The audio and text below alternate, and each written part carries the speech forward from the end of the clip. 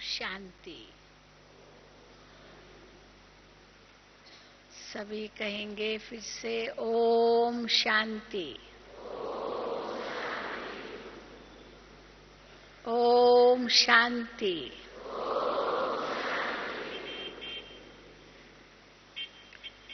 अभी अभी हम सबने बहुत ही प्यारा गीत सुना। भगवान हमारा साथी है, हम उनके संग संग रहते हैं। ये सभी के दिल का गीत था। भाई लोग, आपने भी ये गीत गाया कि भगवान हमारा साथी है, हम उनके संग संग रहते हैं। माताएं, सबने गीत गाया, क्योंकि ये हम सबके दिल का गीत है। हम बच्चे खुशी खुशी से ये नशे से कहते हैं कि भगवान हमारा साथी है। और कहा जाता है जिसका साथी है भगवान, उसको क्या रोकेगा आंधी और तूफान। तो किसी भी प्रकार का आंधी तूफान हमारे को रोक नहीं सकता। ये इतना बड़ा नशा है क्योंकि सर्वशक्तिवान हमारे साथ है। और वो सर्वशक्तिवान क्या नहीं कर सकता, परंतु अगर उस सर्वशक्तिवान का हाथ छोड़ा तो बाबा कहते हैं जैसे खुद को भूला तो लगा माया का गोला। इसी प्रकार बाबा का हाथ छोड़ा तो माया का गोला लग जाएगा। और माया का गोला लगने से क्या होता है, मर जाते हैं, है ना। बम पड़ता है किस पर तो मर जाएगा ना वो। तो माया का गोला भी मार डालेगा, आत्मा को बाबा से दूर कर देगा तो आत्मा शक्तिहीन हो जाएगी ना। सर्वशक्तिवान से योग टूट जाएगा और सर्वशक्तिवान से योग टूटा, शक्तिहीन हुए तो कंगाल बन जाएंगे। क्योंकि सर्व शक्तियों का खजाना खत्म हो जाएगा। जैसे किसका खजाना खत्म हुआ तो वो कंगाल हो जाता है ना, देवाला मारता है, सारी संपत्ति उसकी खत्म हो जाती है। तो बाबा ने जो हमको ज्ञान दिया है, गुण दिए हैं, शक्तियां दी है, इतना बड़ा खजाना इस संगम युग पर हमें मिलता है, वो तब अनुभव होगा जब उस सर्वशक्तिवान का साथ होगा। तब हम खजानों से भरपूर कहलाएंगे। इसलिए ये निश्चय और नशा कभी भी न भूले। कुछ भी हो जाए, कोई बात आए, कोई विघ्न आए, कोई समस्या आए, कोई रुकावट आए, कोई बंधन आए, कोई ऐसी दुखदायी बात आए, बड़ा कष्ट देने वाली बात आए, उस समय सोचो मेरा साथी कौन है। किसी व्यक्ति का अगर बहुत शक्तिशाली साथी होता है, बहुत पैसे वाला कोई होता है, उनका संबंधी होता है, कोई बड़ी अथॉरिटी उनका पहचान वाला होता है, तो भी उस व्यक्ति को कितना नशा होता है। मुझे फलाने से पहचान है, मैं कुछ भी काम उनसे करवा सकता हूँ, वो मेरा काम कर देगा, बस मुझे उसको बोलना होगा, वो मेरा काम कर देगा, क्योंकि वो बहुत बड़ी अथॉरिटी है। तो परंतु वो अथॉरिटी तो दुनिया की अथॉरिटी होती है। आज कोई कुर्सी पर है, कल उसको कुर्सी से हटा देते हैं, उसको खुद ही रिजाइन करना पड़ता है, इस्तीफा देना पड़ता है। कई बार कोई बात में पकड़ा गया, उसके ऊपर कोई केस आया, भाई इस्तीफा दे दो। तो आज उसके पास शक्ति है और कल क्या होगा, उसकी शक्ति खत्म हो गई, क्योंकि अथॉरिटी का आधार उसकी कुर्सी है। कुर्सी उससे ले ली गई तो शक्ति भी खत्म हो गई। तो फिर क्या होता है, हमारा आधार ही खत्म हो जाता है। अरे ये व्यक्ति तो मेरा बहुत काम करता था, अभी तो इसकी गद्दी छीन ली गई, तो अभी क्या मदद करेगा। अब ये बात भगवान के लिए तो नहीं कह सकते ना कि इसकी गद्दी कोई छीन लेगा या उसकी कुर्सी कोई ले लेगा। वो तो सदा ही पिता है, सदा ही परम है। जैसे लौकिक में पिता तो सदा ही पिता होता है, ऐसे नहीं कि थोड़े सालों के लिए पिता होता है फिर नहीं होता है। पिता माना पिता, और पिता माना जिससे अधिकार मिलता है, पिता का वारसा मिलता है ना, तो अधिकार मिलता है। पर फिर भी चलो वो पिता गरीब हो सकता है, तो कई बार बच्चे को कुछ नहीं भी मिलता है क्योंकि पिता ही गरीब है। पर यहाँ तो हमारा पिता कौन है, हमारा पिता तो दाता है, जो सारी दुनिया को देने वाला है, वो मेरा पिता है। तो जब ये नशा आत्मा को चढ़ता है कि मेरा पिता तो दाता है, जिस दाता के लिए कहा जाता है देने वाला जब भी देता छप्पर फाड़ के देता, तो छप्पर फाड़ के देने वाला शिव के लिए क्या कहते हैं, शिव के भंडारे भरपूर काल कंटक दूर।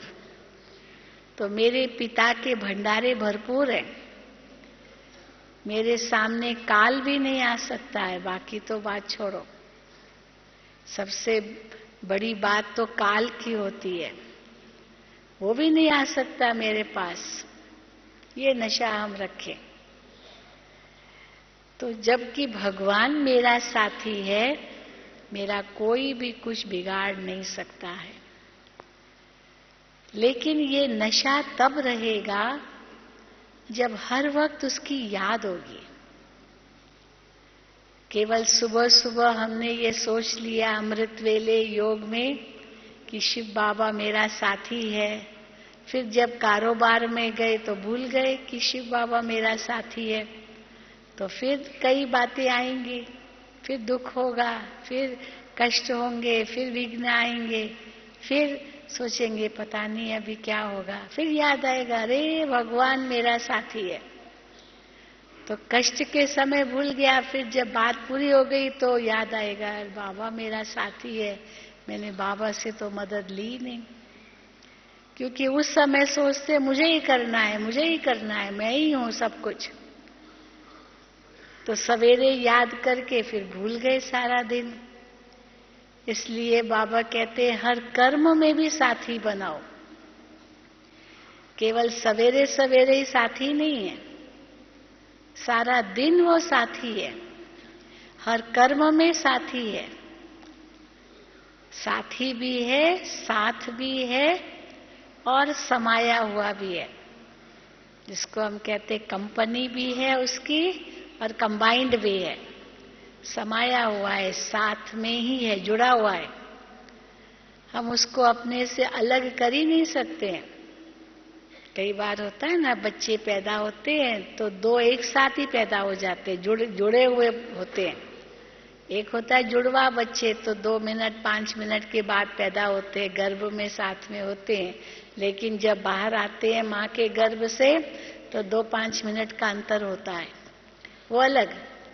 लेकिन कई ऐसे होते हैं जो साथ में जुड़े होते हैं, सिर से साथ है या पेट से साथ है या टांगों से साथ है, कुछ ऐसा जुड़ा हुए हैं जो साथ ही रहना है, साथ ही चलना है, साथ ही सोना है, साथ ही बाथरूम जाएंगे तो भी साथ नहीं है, क्योंकि जुड़े हुए ना।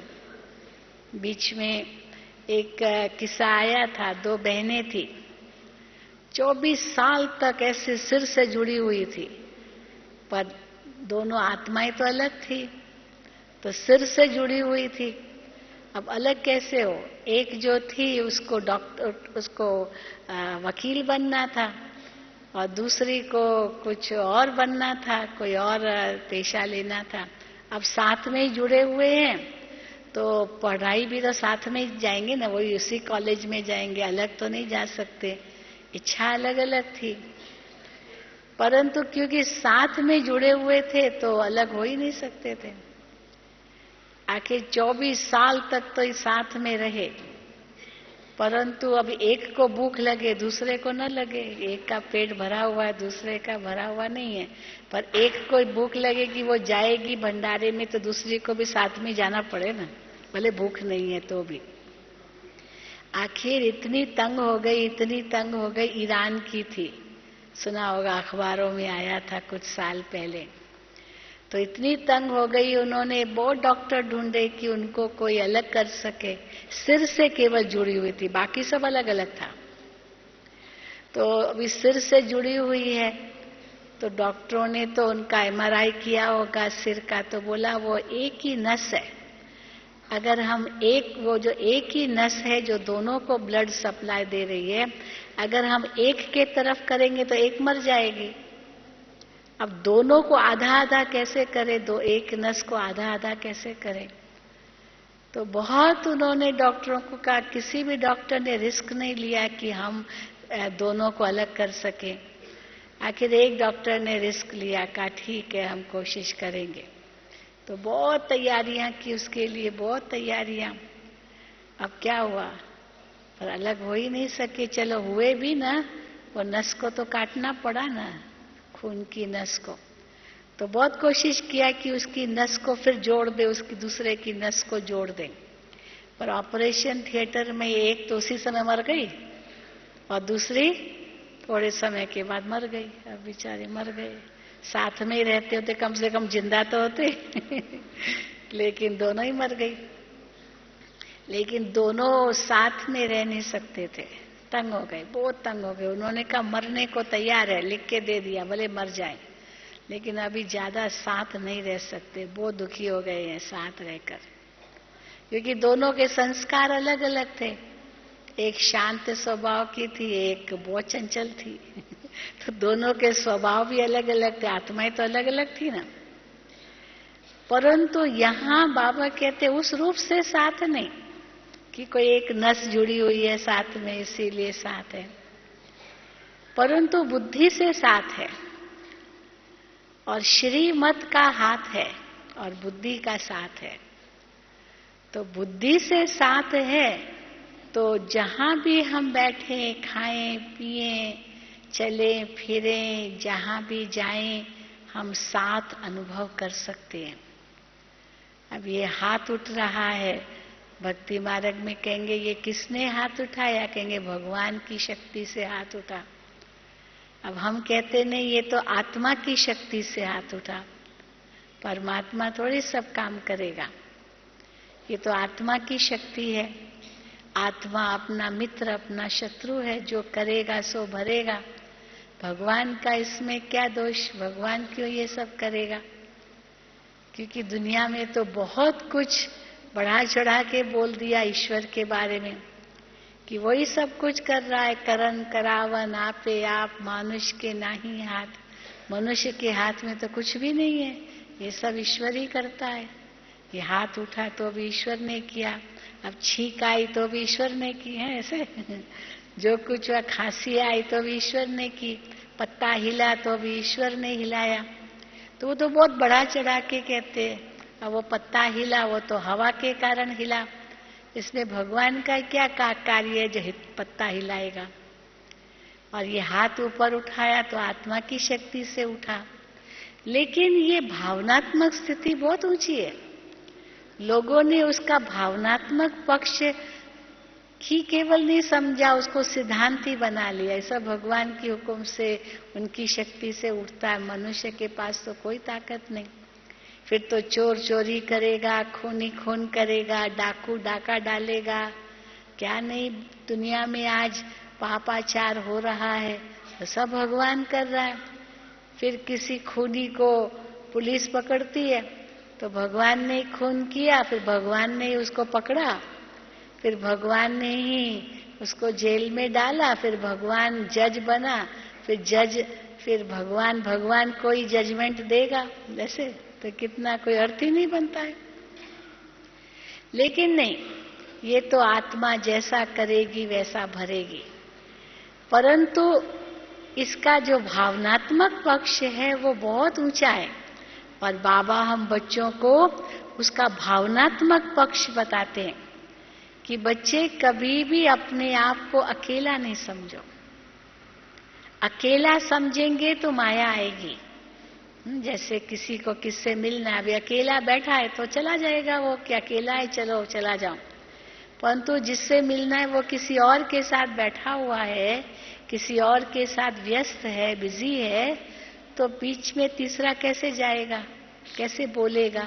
क्योंकि आपस में दो की चर्चा चल रही है, तीसरा बीच में बोल नहीं सकता है। अगर चला भी जाएगा पर वो दोनों आपस में व्यस्त हैं तो तीसरा बोल लेगा, लेकिन वो दोनों सुनेंगे नहीं क्योंकि वो आपस में व्यस्त है। इसी प्रकार बाबा कहते हैं अगर मेरे साथ सदा हो तो माया बीच में आएगी नहीं, माया को मौका ही नहीं मिलेगा, वो बीच में आपको कुछ धोखा नहीं दे सकेगी। और अगर कोशिश भी करेगी तो सर्वशक्तिवान आपके साथ है, उसकी शक्ति आपके पास है, वो भाग जाएगी। लेकिन हम भूल जाते हैं और फिर अपने आप को अकेला समझते हैं। अकेला समझने के कारण फिर दुखी हो जाते हैं, हाय मैं क्या करूं, इतना काम मुझे करना पड़ता है, खाना भी पकाना है, कपड़े भी धोने हैं, बर्तन भी साफ करने हैं, झाड़ू पोछा भी करना है, बच्चों को स्कूल भेजना है, ये करना है, सारा एक ही मुझे ही काम करना है। देखो वो मेरी फलानी देरानी जेठानी वो तो देखो मौज कर रही है और मुझे ही सारा काम करना पड़ रहा है। होता है ना, कई बार घर में ऐसे होता है। दूसरा वो कई देखते हैं दूसरा काम कर रहा है तो पूछेंगे भी नहीं मैं मदद करूं, ये कर रहा है तो करने दो। एक बार एक चुटकुला सुनाते इस पर, तो नई बहू आई, बड़ी सुंदर थी, बहुत पैसा लेकर के आई, दहेज बहुत लेकर के आई। अब बेटा तो चलो जोड़ू का गुलाम बन गया, कुछ बोल भी नहीं सकता, उसको जैसे वो कहेगी वैसे वो करेगा। लेकिन वो देखता था कि माँ इतना काम करती है, पत्नी तो काम ही नहीं कर रही है, बैठी है, बस नॉवल पढ़ रही है, टीवी देख रही है, खा पी रही है, पर कुछ काम ही नहीं। घर का तो कितना काम होता है, कुछ काम ही नहीं कर रही है। तो सास को मतलब माँ को कहा बेटे ने, अब पत्नी को तो बोल ही नहीं सकता, हिम्मत ही नहीं है पत्नी को बोलने की। तो माँ को कहता है माँ तुम मत करो, माँ मुझे दो, मैं करता हूँ, मैं झाड़ू लगाता हूँ, मैं ये बर्तन मांजता, माँ मुझे दो। अब उनको ये था कि मैं कहूंगा तो पत्नी खुद आएगी और बोलेगी नहीं नहीं मैं करती हूँ। अब पत्नी को बोल नहीं सकता तो माँ को कहा कोई बात नहीं माँ मुझे दो, मैं करता हूँ। माँ कही नहीं नहीं बेटा तुम रख छोड़ो मैं करती हूँ। बहू को नहीं बोल सकती है, बेटे को बोले नहीं नहीं बेटा मैं करती हूँ, कोई बात नहीं कोई बात नहीं, भगवान ने हाथ दिए हैं, शक्ति दी है, बेटा मैं कर लूंगा। माँ कहे बेटा कहे माँ मुझे दो, माँ कहे बेटा नहीं बेटा। अब आपस में ही बातें हो रही है तो वो पत्नी उसकी देख रही है, सुन रही है, कुछ जवाब नहीं दे रही है, लेकिन उसको बड़ा गुस्सा आ रहा है। गुस्सा क्यों आ रहा है? तो वो कहती क्यों आपस में लड़ रहे हो माँ बेटा, क्यों लड़ रहे हो? आप एक दिन करो आप दूसरे दिन करो, इसमें क्या है? समझ गए? पर मैं करूं ये नहीं बोल रही है। माँ को सास को कहती आप एक दिन करो, पति को कहते आप दूसरे दिन करो, लड़ते क्यों? मैं करूं आप अलग करो। तो वो समझ इनको अकल ही नहीं है, खाली लड़ते रहते मैं करूं। पर वो तो सबक सिखाने लिए बहू को कह रहे थे कि सामने कैसे बोल सकते हैं कि आप करो। परंतु वो बहू समझे मैं तो बहुत होशियार हूं कि देखो लड़ते रहते आपस में। तो यानी कहने का भाव है कि हम अगर बहुत काम भी है लेकिन हम दुखी क्यों होते हैं? बाबा मेरे साथ है, बाबा मेरा साथी है, तो ये दो हाथ नहीं काम कर रहे हैं, ये 100 भुजाएं साथ में काम कर रही है। अब कोई चीज उठानी है 2 भुजाओं से उठाएंगे तकलीफ होगी, अगर 8 जने एक साथ उठाएंगे तो सहज होगा। तो बाबा मेरे साथ है, बाबा मेरे साथ है, तो हिम्मत अपने आप आ जाएगी। तो हिम्मत भी आएगी और अकेलापन भी महसूस नहीं होगा। कई बार अकेले होते हैं ना, अकेली हूँ, अकेली, अकेली काहे को है, बाबा मेरे साथ है। कई बार हम लोगों को कहीं भी जाना होता है, अब हम लोग तो बहुत ट्रैवल करते हैं, कई देशों में जाते हैं, हर साल जाते हैं कहीं न कहीं किसी देश में। चलो कई होते हैं साथ में किसी को ले जाते हैं, लेकिन हम तो अकेले जाते हैं। तो कई हम लोगों से पूछते हैं आप अकेले गए, अमेरिका गई अकेली गई, हाँ लंदन गई अकेली गई। हम कहे इसमें क्या है, बाबा मेरे साथ है। लंदन अमेरिका कौन सी बड़ी बात है अकेले जाना भी। बस यहाँ से तो चढ़ा दिया, वहां उतरे तो कोई मिलने आ गया, बाकी प्लेन में ही तो बैठना होता है और क्या होता है। अकेले तो क्या, बाबा साथ है। फिर का इतना सूटकेस होता है, हम कहते इसमें क्या है, कई मिल जाते एयरपोर्ट पर, पोर्टर मिल जाते हैं, वो उठा के देते हैं, बस $1-2 देना होता है और क्या है, इसमें क्या बड़ी बात है। यानी हम बड़ी बात क्या है, बाबा साथ है ना। और सच में देखा गया कोई ना कोई मिल जाता है। ट्रेन में भी अकेले होते हैं, कहीं अकेले जाएंगे, पर कोई ना कोई मिल जाता है जो थोड़ी बहुत पहचान हो जाती है। चलो कोई न भी मिला ना तो भी दोस्ती हो जाती है। कोई मिल गई तो कहेंगे अच्छा वो मेरे हमको देखते रहेंगे, आपको कहीं देखा है। हम कहेंगे कहाँ देखा, टीवी पर देखा होगा।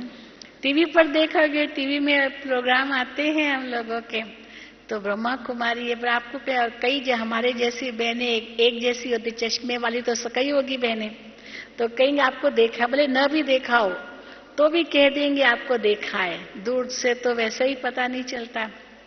तो हम कहते अच्छा देखा होगा, हमारा यहाँ सेंटर है फलाना, ये इतनी अच्छी बातें होने लगती है, इतना ज्ञान चर्चा हो जाती है, वो 2 घंटा 4 घंटा 8 घंटा कैसे बीत गया। और इतना सब मदद करने हम उठेंगे, सामान अपना लेंगे कि नहीं नहीं, नहीं मुझे दो मुझे दो, तो मिल जाते हैं साथी। परंतु ये कराने वाला कौन है, बाबा है। तो इसीलिए हम अकेले हैं, हम अकेले हैं, हम उसमें कभी दुखी नहीं होते। तो इसीलिए बाबा मेरा साथी है, ये अनुभव इतना पक्का हो सदा, जो कभी भी हमारे अंदर दुख, अशांति, कष्ट, चिंता, भय, पीड़ा, ये सब कुछ भी न हो। आज बाबा ने मुरली में कहा ना, आपकी स्थिति कैसी होनी चाहिए। वरदान था आज का, मान अपमान, निंदा स्तुति, जय पराजय, सुख दुख सब में समान, ठंडी गर्मी दिन रात। यानी ये नहीं कि एक आया तो खुश हुए, दूसरा आया तो दुखी हुए। ये दुखी हुए खुश हुए ये क्यों होता, क्योंकि हम उसमें फंस जाते हैं। अगर सदा एक न्यारी प्यारी स्थिति रहे तो न बहुत मिला तो उसका बड़ा सुख और नहीं मिला तो उसका दुख कभी नहीं होगा। इस पर एक वो कहानी सुनाते हैं। वैसे तो हम कहेंगे कि बस बाबा साथ है इसीलिए ये कुछ नहीं लगता हमें, लेकिन दुनिया में भी ये कई प्रकार की कहानियां हैं। एक कहानी बताते हैं कि एक राजा था, उस राजा के पास कोई एक व्यक्ति आया, एक तावीज लेकर के आया। कहा राजा ये तावीज बहुत काम की है, लेकिन ये तावीज के अंदर बहुत शक्ति है, परंतु ये तावीज तब खोलना, अपने साथ ही रखना, पर तब खोलना जब कोई ऐसी बात आए जब आप सहन न कर सको, तब ये खोलना, ऐसे नहीं खोलना। कोई बात आ जाए आपके सहन से बाहर हो ना, तब ये तावीज खोलना, और ये तावीज आपको बहुत मदद करेगी। अब क्या होगा उस तावीज में, क्या जादू होगा, पर ऐसे नहीं खोलना। तो राजा ने कहा ठीक है, अपने साथ गले में बांध दी, वो तावीज जैसे लॉकेट होता है। तो अचानक क्या हुआ, उसके राज्य पर किसी और राजा ने चढ़ाई की। पहले तो ऐसे ही होता था, राजा दूसरे राज्य का चढ़ाई करता था। अब चढ़ाई की तो इस राजा के सिपाहियों ने लड़ने की कोशिश की, लेकिन आखिर वो राजमहल तक पहुंचने लगे दुश्मन। तो इनके सिपाहियों ने क्या किया, इस राजा को, चोर दरवाजे बहुत होते हैं महलों के अंदर से अंदर ही अंदर, तो वो राजा भाग सकता है। तो राजा को भगा करके ले गए, एकदम कहीं जंगल में कोई गुफा में छिपा दिया। तो छिपा दिया तो जब ये चढ़ाई हुई महल पर, तो राजा तो था ही नहीं। तो अभी कैसे राज्य पर अधिकार जमाए, राजा चाहिए, राजा कहाँ है। तो दूसरे सिपाहियों को भेजा कि जाओ जंगलों में ढूंढो राजा कहाँ है। तो राजा तो एक गुफा में छिपा हुआ था। अब दुश्मन के सिपाही आए, राजा ढूंढ रहे हैं सारे राज्य में। अब ये राजा और उनके थोड़े बहुत सिपाही वो अंदर जो उनके वफादार थे वो अपने गुफा में छिपे हुए। एकदम डर गया राजा, अभी क्या करूं। तो उसी समय उसको याद आया, वो तावीज याद आई। उसने क्या किया, वो तावीज जो गले में लगी हुई थी वो खोली, क्योंकि उसको यही कहा था कि जब ऐसी कोई बात आ जाए, जब और कोई रास्ता नहीं हो, तब ये तावीज खोलना, तो आपको ये मदद करेगी। अब तावीज में क्या होगा, कौन सा जादू होगा। तो तावीज जो खोली तो उसमें एक कागज था अंदर, कागज। उस कागज में लिखत क्या थी, ये भी बीत जाएगा, ये भी बीत जाएगा, ये भी बीत जाएगा। 3 बार लिखा हुआ था, ये भी बीत जाएगा, ये भी बीत जाएगा, ये भी बीत जाएगा। बस पढ़ता रहा, 3 बार पढ़ा और बार बार मन में दोहराया, ये भी बीत जाएगा, ये भी बीत जाएगा। अब इसको थोड़ी शांति मिली। तब तक वो दूसरे राज्य के सिपाही ढूंढ करके थक गए, चले गए, क्योंकि ये अंदर छिपा हुआ था, इसको मिला ही नहीं, इनको राजा नहीं मिला। वापस चले गए तो आखिर क्या हुआ, तो राजा तो मिला ही नहीं, तो कैसे राज्य को अपना समझे। आखिर क्या हुआ, फिर उसी राज्य के सिपाहियों ने फिर लड़ना शुरू कर दिया, राजा को ढकेल दिया, वापस चला गया अपने राज्य में। अब ये इसको तो शांति मिल गई, पता चल गया कि वो चला गया राजा, तो मान लो हार मान के चला गया। अब सिपाही इसके अपने आए और कहा चलो वापस महल में, चलो वापस महल में, आपको वापस राजा ही मिल गए। अब महल में इसको ले आए, शादमा ने ढोल और ये सभी बजा करके, घोड़े हाथी कि राजा वापस आ रहा है, जिंदा है राजा, मिल गया वापस राज्य। तो जैसे ही महल के नजदीक पहुंच रहा है तो उसको इतनी खुशी, वो खुशी भी सहन न हो, इतनी खुशी सहन कैसे करे, वो खुशी भी कई बार सहन नहीं होती ना। लॉटरी लगती है तो मनुष्य हार्ट फेल भी हो जाता है, हाय इतनी 1 करोड़ की लॉटरी लग गई मान लो, तो आजकल करोड़ भी क्या है, लेकिन लॉटरी लगती है तो वो खुशी भी सहन नहीं होती। तो जैसे ही महल में आ रहा था उसको फिर से याद है, क्योंकि सहन नहीं कर सका वो खुशी, लोगों की खुशी भी सहन नहीं हुई, यानी अपने अंदर वो झेल नहीं सका अपने आप को। तो फिर तावीज खोली, ये भी बीत जाएगा, ये भी बीत जाएगा, ये भी बीत जाएगा। तो फिर अपने आप के अंदर धीरज बांध सका, क्योंकि ये संकल्प उसको धीरज बंधा रहा था। ये संकल्प है ना, ये भी बीत जाएगा, तो ये संकल्प ही अंदर में धीरज बंधाएगा कि ये जो भी कुछ बात हो रही ये भी बीत जाएगी, वापस फिर वैसे का वैसे हो जाएगा, जैसे थे तो सही ना, पहले ऐसे ही तो थे, राजमहल में रहते थे। तो बस उसको फिर धीरज आया, शांति मिली, खुशी तो अंदर बरकरार थी, लेकिन वो जो झेल नहीं सकता था वो ठंडा हो गया, और सबकी खुशी देख करके, साक्षी दृष्टा से सब देख करके वापस आ गया। तो क्या है, एक संकल्प की बात है बस, और कुछ नहीं है, ही सारी संकल्प की बात। एक संकल्प हमको चढ़ा सकता है, दूसरा संकल्प हमको गिरा सकता है, परंतु ये केवल कल्पना नहीं है। हाँ, बाबा मेरे साथ है, बाबा मेरा साथी है, ये कल्पना की बात नहीं है, क्योंकि बाबा कहते बस मुझे याद करो और मैं हाजिर हूं। भक्तों के पास भगवान हाजिर हो जाता है, भक्तों की रक्षा कर सकता है, तो अपने बच्चों की नहीं कर सकता है क्या? क्यों नहीं कर सकता है? बच्चों के साथ तो बांधा हुआ है, भक्तों के साथ इतना नहीं है। कैसे? क्योंकि भक्त तो भगवान को जानते ही नहीं है, तो बंधा हुआ नहीं है। वो चुटकुला सुनाते हैं ना, अभी कोई भक्त है कितनों को याद करता है। एक भक्त वो डूब रहा है, तो गणेश का भक्त है, तो गणेश जी गणेश जी गणेश जी, तो गणेश जी का सिंहासन हिला, चलो मैं जाऊं उस भक्त को बचाने लिए। अब थोड़ा किया तो हे हनुमान जी, हे हनुमान जी, हनुमान जी, फिर उसको याद करने लगा। गणेश जी वापस चले गए, अभी हनुमान को याद कर, तो मैं कैसे जाऊं? फिर हनुमान का सिंहासन हिला, वो आधे तक पहुंचा, फिर हे राम जी, हे राम जी। भाई हनुमान कहता ये तो राम को बुला रहे, तो मैं जाऊंगा तो कैसे होगा? फिर वापस जा रहा है, फिर राम जी आया, फिर हे कृष्ण जी, हे कृष्ण जी। आखिर क्या हुआ? आखिर क्या हुआ? तो जो जो आए सबके सिंहासन हिले और आधे तक पहुंचे, फिर दूसरे को बुला रहा है तो वापस जा रहे। आखिर क्या हुआ? बेचारा डूब ही गया। क्योंकि कौन बचाए उसको? क्योंकि सबके नाम ले रहा है, तो आखिर कौन बचाए? भगवान को तो जानता नहीं। तो ये क्यों मिसाल दिया जाता है कि भगवान को तो जानते नहीं, और हम बच्चे तो भगवान को जानते हैं, केवल मानते ही नहीं है, जानते भी हैं, उनको पहचानते भी हैं, और उनसे वर्षा भी ले रहे, हक भी ले रहे हैं। उस नशे से भी हम कहते हैं हम उनसे स्वर्ग का अधिकार ले रहे हैं, हम तो उनको ही याद करते हैं। तो बाबा तो बंधा हुआ है। तो जब बंधा हुआ है बाबा, और बाबा कहते मैं प्रेम की डोर से खिंचा हुआ चला आता हूं, केवल मुझे यूज करो, मुझे यूज करो, मुझे उस समय काम में लाओ। कई बार होता है ना, मेरे पास बहुत अच्छी कीमती चीज है पर काम में नहीं लाती है, तो वो चीज मेरे पास होते हुए भी कुछ किस काम की अगर उसको काम में लाता ही नहीं है। ऐसे होता है कई बार।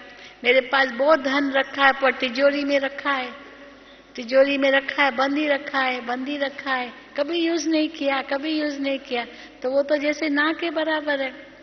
इस पर भी एक कहानी सुनाते कि एक व्यक्ति था, उसके पास सोना था, बहुत सोना था। अब वो सोना उसने तिजोरी में रख दिया, रोज तिजोरी खोल करके देखता था, हाँ मेरे पास इतना सोना है, मेरे पास इतना सोना, लेकिन कभी उसका इस्तेमाल नहीं किया। अब कुछ समय के बाद उसने जब तिजोरी खोली तो देखा सोना गायब, कोई चोर चोरी करके चला गया, पता ही नहीं चला उसको। तो उसको बड़ा दुख हुआ, ये क्या, मेरा इतना सोना कौन चोरी करके गया? बहुत दुखी हुआ, बहुत दुखी हुआ। अपने एक मित्र को कहा, तो मित्र ने कहा अच्छा इसकी कोई तरकीब है, मैं सोचता हूँ और जरूर आपको मिल जाएगा। तो उसने क्या किया, सोने का वो पत्थर जैसा ही था, सोना था सच्चा, तो उसने क्या किया, एक पत्थर लाया, उसके ऊपर सोने का वो कागज लगा दिया और कहा ये लो आपका सोना। तो बड़ा खुश हो गया, अरे सोना कहाँ से तुम लाया? लेकिन बाद में पता चला कि ये तो कागज सोने का लगाया हुआ है, तो अंदर पत्थर ही। और कहा ऐसे ये थोड़ी सोना है। कहते आपको फर्क क्या पड़ेगा, सोना है या न है, आपको तो तिजोरी में रखने से ही काम है ना। आपको इसका यूज तो करना ही नहीं है। तब जब यूज करना ही नहीं, इतने सालों से आपके पास था, कभी एक दिन भी आपने इसको काम में नहीं लाया, तो अभी चाहे कागज लगा हुआ आपको काम में तो लाना ही नहीं, तो उसको सोना ही समझ लो ना, खुश हो जाओ। अब क्या होगा, कहाँ से आएगा? काम में तो लाना नहीं है आपको। तो जो काम में चीज आ सकती है उसको नहीं लाया गया काम में, फिर वो है या नहीं है, दोनों बराबर है ना। तो इसीलिए बाबा कहते हैं मुझे यूज करो। कई कहते हैं कि छोटी छोटी बातों के लिए हम बाबा को क्यों कहें, बाबा तो इतनी बड़ी अथॉरिटी है, ये छोटी छोटी चीज के लिए मैं बाबा को क्यों कहूं? परंतु बाबा को क्यों कहूं का मतलब ये नहीं कि हम कोई मांग रहे हैं, हम हिम्मत भी रख रहे हैं ना, हिम्मत रख रहे हैं। दुनिया में तो भक्त लोग मांगते ही रहते हैं, धन दो, मकान दो, जमीन दो, पैसा दो, फलाना दो, बच्चा दो, ये दो, मौका, प्रमोशन दो, नौकरी दो, हे भगवान ये दो दो दो। चलो ये नहीं दो तो शांति दो, खुशी दो, शक्ति दो, ये दो दो दो, माना दो दो बस, दीजिए दीजिए दी। चलो वो नहीं तो माफी दो, वही सही, हे भगवान माफी कर दो, हमारे पापों को मत देखो। तो मांगते ही रहते हैं। बाबा के बच्चे मांगते नहीं है, हिम्मत अपनी रखते हैं और मदद अपने आप बाबा की मिलती है, बाबा की याद से। बाबा आप हमारे साथ हो, बाबा आप हमारे साथ हो। एक बहन अपना अनुभव सुनाती है, मैं तो हर छोटी चीज के लिए भी बाबा को ही कहती हूँ। मैं जहां भी समझो गई, अभी कहीं गई, मंदिर कहीं उसको जाना था एक बार किसी के साथ, तो चप्पल बाहर उतार दिया। अब वापस आए तो चप्पल दिखाई न दे, बाबा मेरा चप्पल कहाँ है? अब देखा तो चप्पल वहीं पड़ा है। चप्पल के लिए भी बाबा को कहती है। तो यानी वो कहे मैं और किसको क्यों कहूं, मैं बाबा को ही कहूंगी ना, क्योंकि बाबा मेरे साथ है। तो बाबा मेरा मददगार है। एक बार क्या हुआ, वो बीमार पड़ गई, अकेली थी तो बहुत उसको बुखार था, घर में कोई नहीं, सारा बदन टूट रहा था। अब क्या करे, पानी चाहिए था उसको, बेटा अभी जब तक आवे तो पानी चाहिए था। तो उसने क्या कहा, बाबा बेटा, बाबा को बेटा बनाया था, बाबा बेटा, हाँ मेरा बहुत प्यास लगी है, बाबा बेटा बहुत प्यास लगी है, बाबा बेटा ऐसे कहती थी। तो बाबा बेटा, तो सचमुच उसने क्या अनुभव किया कि अचानक उनका जो एकदम गला सूख रहा था ना, कहाँ से गीला हो गया, जो उसकी प्यास ही पूरी हो गई।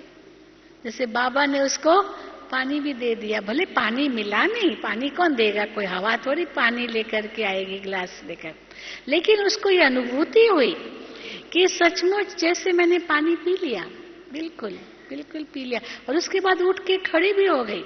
कैसे खड़ी हो गई, वो बुखार कहाँ गया, क्या हुआ, जैसे कि वो दवाई मिल गई उसको। बस बाबा है ना मेरे साथ, ऐसे नहीं रोया बैठ कर खाए मैं अकेली हूँ, कोई नहीं पिलाने वाला, कोई नहीं करने वाला, ऐसे नहीं, बाबा मेरे साथ है। तो वो खुशी जो उसको मिली ना, उससे उसका वो सब कुछ खत्म हो गया और एकदम ठीक हो गई, क्योंकि बाबा को अपने साथ रखा था। इसलिए बाबा मेरे साथ हैं ये कभी ना भूलें।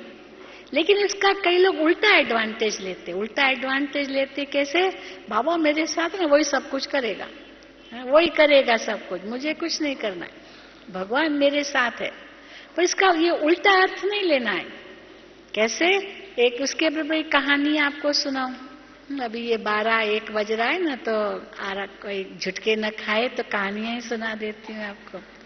तो एक बार एक कहानी एक बताते, मिसाल देते कि एक व्यक्ति था, तो उस गांव में जहाँ रहता था तो वहाँ ऐलान हो गया कि वो बांध का पानी छोड़ा है और यहाँ बाढ़ आ रही है, इसलिए सब खाली करो, अपनी झोपड़ी खाली करो, सब यहाँ से दूर हो जाओ। तो ऐलान हुआ कि जल्दी ये पानी आ जाएगा, सब छोड़ करके आप लोग भागो और दूसरे स्थान पर आपको सरकार भेजेगी, वहां जाओ और ये छोड़ोगे कि यहाँ पानी आने वाला है। तो एक व्यक्ति भगवान भरोसे, कोई बात नहीं, भगवान मुझे मदद करेगा, भगवान मदद करेगा, गया ही नहीं। तो पड़ोसी उनके पास आया, दूसरी झोपड़ी वाला पड़ोसी निकाले, अरे चलो ऐलान हुआ है कि पानी आ रहा है, छोड़ो ये सब और चलो हमारे साथ। उसने कहा नहीं, भगवान मेरी रक्षा करेगा, भगवान करेगा रक्षा। नहीं गया। अब आखिर क्या हुआ, पानी आ गया। अब पानी आ गया तो डर के मारे वो झोपड़ी के ऊपर आ गया, बाहर आ गया, झोपड़ी के ऊपर बैठ गया। तो पानी तो बहुत आ गया, उसकी झोपड़ी सारी पानी में डूब गई। अब वो ऊपर बैठा था झोपड़ी के, तो एक नाविक आया नाव लेकर के। वो नाविक ने कहा चलो इस नाव में बैठ जाओ और तुमको ले जाएंगे किनारे और सुरक्षित स्थान पर। उसने कहा नहीं नहीं, भगवान मदद करेगा, भगवान मदद करेगा। फिर एकदम से पानी यहाँ तक आ गया तो खड़ा हो गया, एकदम खाली सिर ही दिखाई दे, बाकी सब पानी में। तो एक हेलीकॉप्टर आया, हेलीकॉप्टर वाले ने रस्सी फेंकी, वो सीढ़ी फेंकी, चलो इस पर चढ़ जाओ और तुमको बचाने के लिए आया हूं। उसने कहा नहीं नहीं, भगवान मदद करेगा, भगवान मदद करेगा। गया ही नहीं, तो पहुंच गया भगवान के पास, और क्या पहुंच गया भगवान के पास और भगवान को शिकायत करता है, हे भगवान तुमने मुझे मदद ही नहीं की, हमने तो तुम्हारे भरोसे पर मैं रहा और मुझे मदद ही नहीं की। तो भगवान ने कहा कैसे नहीं मदद की, 3 आपको दूत भेजे, मैंने ही तो भेजे। वो जो पड़ोसी था वो किसने भेजा, मैंने ही भेजा। उसको संकल्प आया कि मैं जाके पूछूं, तो ये मैंने उसको टच किया कि तुम जाओ इससे पूछो, तो माने ही नहीं। फिर वो नाविक भी मैंने ही भेजा कि जाओ नाव में बैठो, वो हेलीकॉप्टर वाले का भी मैंने ही भेजा। तो 3 दूत तो भेजे आपके पास और वो मैंने ही भेजे, तो कैसे तुम कहते हो मदद नहीं किया, मदद तो किया, वो 3 दूत मैंने ही भेजे। तो ये भगवान की मदद थी, तो कोई मिल गया कि भगवान की मदद है। इसलिए ये नहीं सोचो भगवान मदद करेगा करेगा करेगा, अंधविश्वास में बैठ गए। वो भी तो किसके द्वारा करेगा ना, ऐसे थोड़ी कि नहीं है किसके द्वारा नहीं करेगा, खुद कोई आकर के पहुंच जाएगा क्या। तो पर ऐसे अनुभव होगा सचमुच ये बाबा ने भेजा है, ये बाबा की मदद है। तो बाबा की मदद भी किस रूप में मिलेगी, कोई अनुभव किसी रूप की, कोई ठोस बात भी तो हो ना। तो ये है मदद, क्यों नहीं मदद है, लेकिन हम उसको सही रूप में समझें। तो बाबा मेरा साथी है, साथी भी है और साथ भी है, साथ मिलकर के कर रहे हैं। और फिर आज जो टॉपिक था साथ चलेंगे भी, अब ये भी बहुत बड़ी बात है, बहुत बड़ा विश्वास है ये, ऐसा निश्चय कि साथ ही चलेंगे। दुनिया में कोई ऐसी गारंटी नहीं देगा कि हम आपको साथ ले जाएंगे, कोई गारंटी नहीं दे सकता, चाहे गुरु हो, चाहे पति हो या कोई भी हो। गुरु भले कहेगा पर को गुरु अपने आप को ही मुक्ति नहीं दिला सकता, तो दूसरे की क्या मुक्ति करेगा। मर गया मान लो, शरीर छोड़ दिया, तो वो चेले तो वहीं के वहीं रहे ना। पर यहाँ जो बाबा कहते हैं मैं साथ ले चलूंगा, इसका बहुत बड़ा अर्थ है। जब शुरू में शिव बाबा की पधरामणि हुई और बाबा ब्रह्मा बाबा के द्वारा मुरली में ये कहते थे कि बच्चे मैं साथ ले जाऊंगा, तो बच्चों ने पूरा समझा नहीं साथ ले जाऊंगा का मतलब क्या है। उन्होंने क्या सोचा, शिव बाबा ब्रह्मा तन में है तो ब्रह्मा सदा हमारे साथ रहेगा, हम भी बाबा के साथ ही रहेंगे। 14 साल तो तपस्या की, एक ही जगह कराची में रहे, हम साथ ही ऐसे ही रहेंगे और साथ ही एक साथ चले जाएंगे, ऐसे समझा था। ये तो सोचा ही नहीं था कि मम्मा ऐसे चली जाएगी, बाबा ऐसे चले जाएंगे, या दादी ऐसे चली जाएगी। सोचा सब साथ ही रहेंगे और साथ ही परम धाम चले जाएंगे, क्योंकि बाबा मुरली में कहते हैं ना, साथ है साथ ही रहेंगे साथ ही चलेंगे। तो बस ऐसे ही साथ जाएंगे, सब एक साथ शरीर छोड़ के सब चले जाएंगे। लेकिन कोई ऐसे बीच से भी जाएगा ये पता नहीं था। फिर उसके बाद जब गुलजार दादी को अव्यक्त बाप दादा का साक्षात्कार हुआ सूक्ष्म वतन में, जिसमें बाप दादी ने देखा कि वो सफेद पोषधारी लाइट के आकार में ब्रह्मा बाबा की शक्ल जैसा उनको दिखाई दिया सूक्ष्म वतन में, तो उनको पता नहीं, समझ में नहीं आया ये क्या मैंने देखा। तो वो कुछ बोल रहा लेकिन समझ नहीं सकी, तो डर के मारे वापस आ गई। अनुभव किया उसने, साक्षात्कार किया, पर समझा नहीं। तो बाबा को आकर के बताया, बाबा ऐसे ऐसे मैंने देखा, और कुछ समझ में नहीं आया वो क्या बोल रहा, इशारा कुछ दे रहा था। तो बाबा को भी उत्सुकता हुई कि मेरा जैसा स्वरूप कहाँ देखा इसने, क्या देखा। तब तक सूक्ष्म वतन का साक्षात्कार किसी को भी नहीं हुआ था, और साक्षात्कार बहुत होते थे संदेशियों को, ट्रांस मैसेंजर्स जो होते थे, बहुत ध्यान में जाती थी बहनें। शुरू में तो बहुत ध्यान में गई। तो श्री कृष्ण का साक्षात्कार, विनाश का साक्षात्कार, परम धाम का साक्षात्कार, स्वर्ग का साक्षात्कार, ज्योति का साक्षात्कार, शिव बाबा का साक्षात्कार ये सब करते थे, लेकिन सूक्ष्म वतन का साक्षात्कार सबसे पहले गुलजार दादी को हुआ। देखो कि ऐसा वंडरफुल पार्ट है दादी का, जो साक्षात्कार पहला ही उन्होंने किया, और अभी बाप दादा उनके ही माध्यम से बच्चों से मिलने आते हैं। तो जब बाबा के सामने आई, डर गई ना, तो एकदम नीचे आ गई। तो बाबा के सामने गई, बाबा ये ऐसा ऐसा मैंने देखा, बाबा मुझे समझ में नहीं आया। तो बाबा के अंदर भी उत्सुकता आई कि क्या देखा। तो बाबा ने कहा, अच्छा तुम फिर से ऐसे बैठो और फिर अगर दिखाई दे तो उनसे पूछो कि तुम आप कौन हो। तो फिर जब ध्यान में सचमुच गई और वही रूप फिर से देखा, तब हिम्मत आई, क्योंकि बाबा की श्रीमत मिली कि तुम पूछो। तो जब उनसे पूछा, तब उसी स्वरूप ने कहा कि मैं ब्रह्मा का संपूर्ण स्वरूप हूं, और यही ब्रह्मा जो साकार में है ये संपूर्ण बन करके ये बनेगा। अपने तरफ इशारा किया। तब दादी गुलजार को समझ में आया कि ये ब्रह्मा बाबा जो साकार में वो संपूर्ण बनेगा, और ये आकर के बाबा को बताया कि ये इसका राज था। तो बाबा को भी उस समय इतना अंदर में आया कि मेरा संपूर्ण स्वरूप वतन में है, बस मुझे पुरुषार्थ करके उस संपूर्ण स्वरूप को प्राप्त करना है। तो बहुत तपस्या की, बड़ी तपस्या करने लगे कि संपूर्ण स्वरूप को मुझे पाना है। फिर गुलजार दादी दो रूप देखती थी, एक संपूर्ण स्वरूप और दूसरा आकारी में, लेकिन वो पुरुषार्थी स्वरूप, और दोनों का अंतर देखती थी। और धीरे धीरे देखती थी कैसे वो पुरुषार्थी स्वरूप संपूर्ण स्वरूप के निकट आ रहा है, निकट पहुंच रहा है। और फिर बाबा उसको कहते थे, जाओ बच्ची फिर देख कर आओ वतन में कि मैं कितना नजदीक आया हूं वो संपूर्ण स्वरूप के। तो बहुत बाबा को कहते थे, बाबा बहुत नजदीक आए। तो जो बाबा के जो अंतिम 6 महीने थे ना, बिल्कुल वो संपूर्णता का अनुभव बाबा ने पूर्ण रूप से किया। कैसे पूर्ण रूप से किया? बाबा देखते हुए नहीं देख रहे, सुनते हुए नहीं सुन रहे, न्यारे प्यारे बिल्कुल। वो तो बहुत लंबी हिस्ट्री है, कई बातें हैं। तो बाबा से हम अनुभव करते थे। ये भी मेरा सौभाग्य रहा जो बाबा को हमने उस रूप में भी देखा। तो कैसे बाबा न्यारे प्यारे होते जा रहे। एक बार किसी ने बाबा को बहुत लंबा चौड़ा पत्र लिखा, बहुत सेवा समाचार लिखा, बहुत बड़ा पत्र। तो ईशु दादी बाबा को पत्र सुनाती थी, तो सुनाया सारा समाचार, शॉर्ट में सुनाती थी। अब बाबा ने समझ लिया, ठीक है बहुत अच्छी सेवा की बच्ची ने।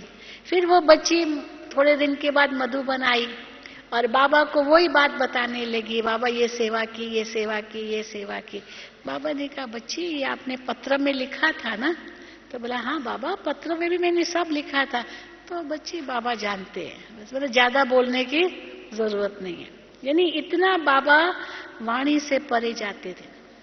बच्चे तुमको टावर ऑफ पीस बनना है, बच्चे तुमको शांति स्तंभ बन करके शांति की लाइट सबको देनी है। तो ये शांति स्तंभ जो बना ना बाबा, ब्रह्मा बाबा की याद में, ये बाबा की अव्यक्त होने से 6 मास पहले बाबा की यही वाणियां चलती थी। और बिल्कुल अभी अभी बोल रहे हैं, अभी अभी बिल्कुल न्यारे हो रहे, बस पावरफुल दृष्टि दे रहे। जैसे बाबा की अव्यक्त वाणियों में हम देखते हैं जो 5 स्वरूपों की याद दिलाते हैं बाबा, या ड्रिल कराते हैं। तो बाबा ऐसे कमेंट्री से भले ड्रिल नहीं कराते थे जैसे अव्यक्त बाप दादा कराते हैं, लेकिन बाबा एकदम खड़े होकर के दृष्टि देने लगते थे, खड़े होकर के, और एकदम इतनी पावरफुल दृष्टि जैसे अभी अव्यक्त बाप दादा की मिलती है। तो उस समय साकार बाबा थे, तो जैसे साकार बाबा द्वारा शिव बाबा इतनी पावरफुल दृष्टि दे रहे, और ब्रह्मा बाबा भी तो अव्यक्त हो ही रहे हैं, संपूर्ण हो ही रहे हैं, ये अनुभव होता था। और एकदम सब बिल्कुल शांत, पिन ड्रॉप साइलेंस, 5 मिनट तक, 10 मिनट तक भी एकदम सन्नाटा छा जाता था बाबा जब दृष्टि देते थे साकार में। और बिल्कुल जैसे लाइट हाउस बन करके जैसे अनुभव, एकदम सब डबल लाइट हो जाते थे, इतना अच्छा लगता था। तो अभी हम अव्यक्त बाप दादा से दूसरे रूप से अनुभव करते हैं, लेकिन पता चलता था कि बाबा संपूर्ण बन रहे हैं, संपूर्ण बन रहे। और फिर जब बाबा अव्यक्त हुए तो दादी जी ने गुलजार दादी से कहा कि बाबा चले कैसे गए, बाबा ने बताया तो नहीं। तब फिर जब वतन में गई देखा तो वो दो रूप तो अभी एक हो गए, वो पुरुषार्थी स्वरूप अव्यक्त स्वरूप में समा गया। तो बाबा को कहा, बाबा आपने तो वायदा किया था साथ रहेंगे साथ चलेंगे, बाबा ये चले कैसे गए? तो बाबा ने कहा, बाबा चले नहीं गए हैं, बाबा आपके साथ ही है। केवल क्या किया है, कमरा और कपड़ा बदली किया है बस। कोई कमरा बदल कर दूसरे कमरे में जाता है या वो ड्रेस बदल के दूसरी ड्रेस पहनता है बस, बाकी है क्यों नहीं साथ में। तब पता चला कि हाँ, जब बाप दादा आए 21 तारीख को, 21 जनवरी को, तब पता चला कि अव्यक्त बाप दादा की ये पधरामणी है। और तब बाबा ने कहा कि बाबा वतन में आपका इंतजार कर रहे हैं। अभी तो तक तो चीटी जितनी चाल से सेवा हो रही थी, अभी तो विहंग मार्ग की सेवा होगी, अभी तो फुल फोर्स से सेवा होगी। जो साकार में बाबा ने बातें कही थी, ये होगा ये होगा ये होगा, उस समय कुछ कल्पना सी लगती थी कैसे होगा, फिर धीरे धीरे सब साकार होने लगा। तो बाबा तो साथ है ही और साथ ही चलेंगे।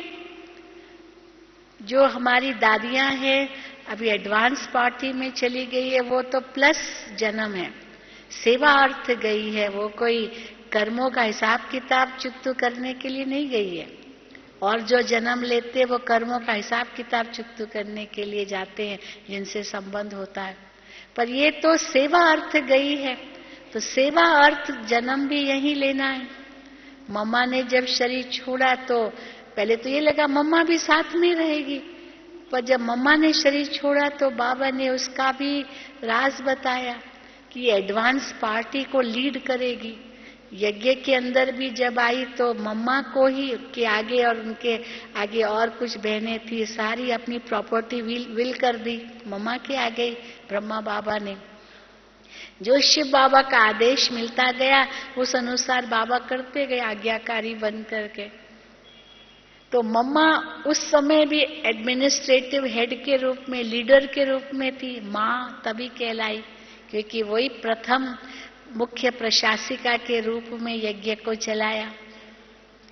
फिर जब मम्मा ने शरीर छोड़ा तो बाबा ने ये राज बताया कि एडवांस पार्टी की लीडर मम्मा है। एडवांस पार्टी का भी क्या कार्य है, बाबा कहते वो तो इंतजार कर रहे हैं कि कब ब्राह्मण बच्चे तैयार हो जाए तो एडवांस पार्टी अपना काम शुरू करे, क्योंकि देवताओं को जन्म देना है, योगी आत्माओं के द्वारा ही उनको जन्म मिलना है। ये बहुत बड़े राज हैं जो बाबा कहते अंत में खोलेंगे, अंत में साक्षात्कार होंगे सब। इसीलिए अभी भी साथ हैं, अभी तक भी बाबा की मुरलियां मिलती रहती है, अव्यक्त मुरलियां मिलती रहती है। और जब तक बच्चे तैयार नहीं हुए तब तक पढ़ाई भी है ही है। बाप दादा का पाठ पूरा हुआ मानो अभी खेल खत्म हो रहा है, ये अनुभव करेंगे।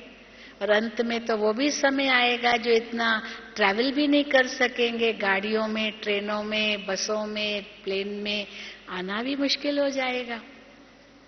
जहां होंगे वहां ही अनुभव करना होगा, वहां ही बाबा को अपना साथी बना करके रखना होगा, उनको उनकी छत्र छाया का अनुभव करना होगा।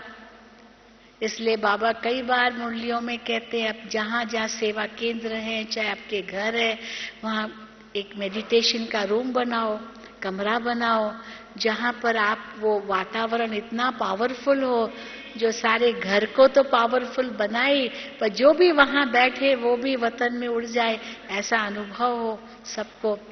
तो जहां भी जाएंगे, जहां स्थिति परिस्थिति कैसी भी होगी, पर वहां आपको छत्र छाया बाबा की मिलेगी, ये अनुभव होगा। कई बार कई विचित्र अनुभव समाचार सुनने को मिलते हैं। अभी बीच में कोई एक समाचार मिला था, कहीं भूकंप हुआ, सवेरे 4:30 बजे भूकंप आया, तो पूरा फ्लोर वो सेंटर था। अब बहनें तो 4 बजे उठ करके योग के कमरे में बैठ गई, मेडिटेशन रूम में बैठ गई बाबा का कमरे में। तो बाबा का कमरा दूसरा साइड था, बेडरूम दूसरा साइड था। तो क्या हुआ, भूकंप आया तो 4:30 बजे वो बाबा के कमरे में बैठी थी। तो जैसे भूकंप आया तो बिल्डिंग तो पुरानी थी, वो हिली। अब जहां उनका बेडरूम था वो पूरा पोर्शन गिर गया, लेकिन जहां बाबा का कमरा था वो सुरक्षित रहा और वो बच गई। अगर वो सोई होती तो क्या होता? ओम शांति हो जाती है, सही कहेंगे ना।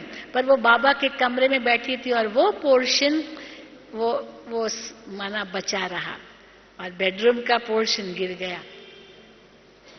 तो हम देखते हैं कि कैसे बाबा हमारा साथी भी है, साथ भी है और साथ ही चलेंगे। मान लो अगर शरीर भी छोड़ दिया तो भी कोई बाबा का साथ नहीं छूटेगा, क्योंकि वो आत्मा कहीं भी गई, एडवांस पार्टी में भी गई या सेकंड बर्थ ब्राह्मण, दूसरे ब्राह्मण बन के आई, अपने परिवार वालों को लाई, तो बाबा के साथ जरूर हैं। और ब्रह्मा बाप भी हमारा इंतजार ही कर रहे हैं वतन में।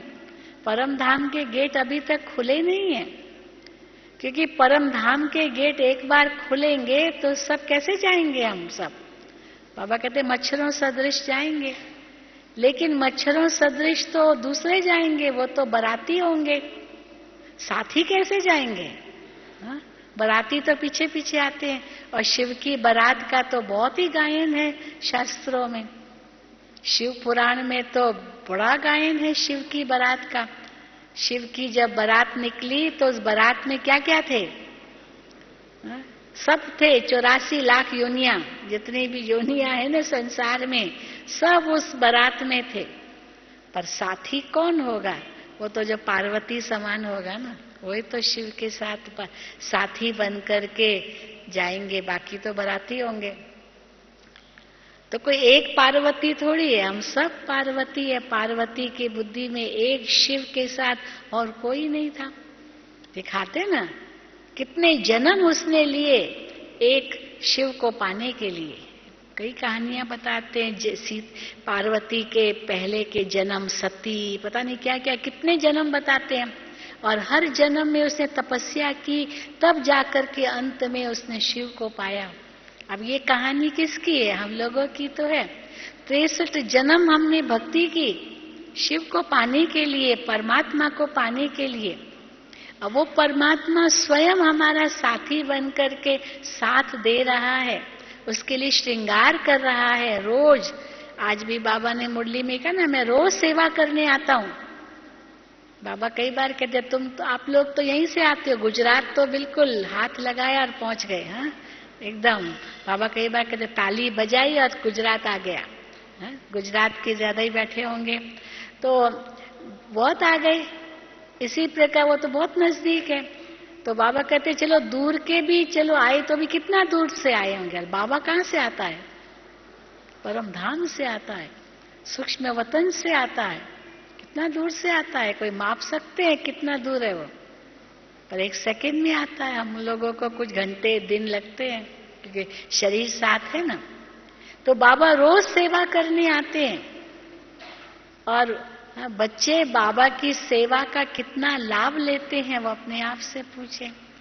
इसलिए साथी हैं, साथ हैं और साथ चलेंगे।